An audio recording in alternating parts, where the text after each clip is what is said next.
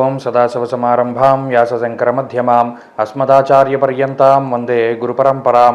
జ్యోతిషాస్త్రాన్ని భావితరాల వారికి ప్రసాదించిన ఋషుల యొక్క పాదపద్మాలకి నమస్కారం చేసుకుంటూ, అలాగే నాకు ఈ జ్యోతిష విద్యను నేర్పిన గురువర్యులు జ్యోతిష బ్రహ్మ కీర్తిశేషులు శ్రీ ఈరంకి సూర్యనారాయణమూర్తి గారు, సూర్యశ్రీ దైవజ్ఞ గారి యొక్క పాదపద్మాలకి నమస్కారం చేసుకుంటూ, ఓం శ్రీ మహాగణాధిపతి నమః, శ్రీ గురుభ్యో నమః, హరి ఓం.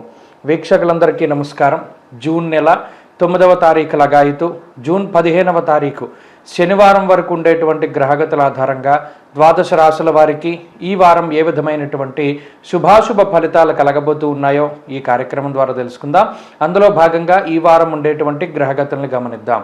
ఈ వారంలో మేషరాశి యందు కుజుని యొక్క సంచారము, వృషభ రాశి యందు రవి బుధ గురుగ్రహాల సంచారము, మిథున రాశి యందు శుక్రగ్రహం యొక్క సంచారము, అలాగే లాభస్థానం మేషమునకు కుంభరాశి యందు శనేశ్వరుడు, మీనం యందు రాహుగ్రహం యొక్క సంచారం కొనసాగుతూ ఉండగా, కేతువు కన్యరాశి యందు ఉండగా, చంద్రుడు కర్కాటక సింహ కన్యారాశుల్లో సంచరిస్తున్నారు. ఇటువంటి పరిస్థితుల్లో ద్వాదశ రాశుల వారికి ఏ విధమైనటువంటి ఫలితాలు కలగబోతున్నా తెలుసుకుందాం. అందులో భాగంగా తులారాశి వారికి ఈ వారం సాధారణమైనటువంటి గ్రహస్థితి గోచరిస్తూ ఉన్నది.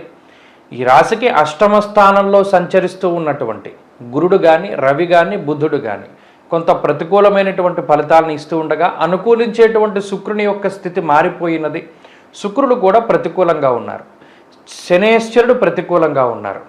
మరి ఈ రాశి వారికి ఏ గ్రహం అనుకూలిస్తోందయ్యా అంటే, ప్రత్యేకించి రాహు యొక్క బలం ఈ వారం ప్రధానంగా ఉన్నది. దానితో పాటుగా చంద్రుని యొక్క బలం. అయితే రాహుచంద్రుడు బలంగా ఉన్న కారణం చేత మిగతా గ్రహాలు ఇచ్చేటువంటి చాలా సమస్యల్ని అదృష్టంతో దాటగలుగుతారు. అయితే ఆ సమస్యలను అనుభవించవలసినటువంటి పరిస్థితులు ఉంటాయి. ఉదాహరణకి అష్టమంలో రవి, అష్టమంలో గురుడు బుధుడు. దీనివల్ల మతిమరుపు వస్తుంది. అనగా ఎక్కడ పెట్టిన వస్తువులు ఎప్పటికప్పుడు మర్చిపోతూ ఉండడం, వాటిని వెతుక్కుంటూ ఉండడం, అవి దొరక్కపోవడం, మిగతా వాళ్ళ మీద కేకలేయడం, అరవడం, ఇటువంటి వాటి వల్ల కొంత ఇబ్బందులు.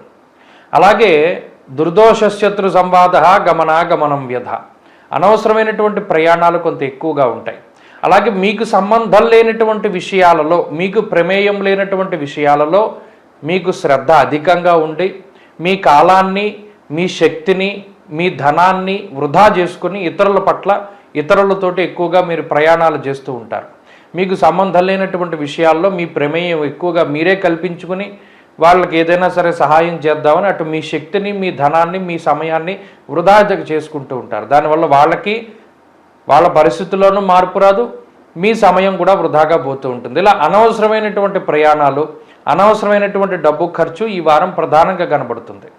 అలాగే చిన్న చిన్న విషయాలలో కోపం వల్ల మాట పట్టింపులు ఏర్పడడం, కుటుంబ సభ్యులకి ఉచిత సలహాలు అది మీరు ఇవ్వడం లేదా వాళ్ళు ఇచ్చేటువంటి సలహాలు మీకు నచ్చకపోవడం లాంటి విషయాల పట్ల వారికి మీకు వాగ్వివాదాలు, కొన్ని సందర్భాల్లో ఆ మాట పట్టింపులు తగువులుగా మారుతూ ఉంటాయి.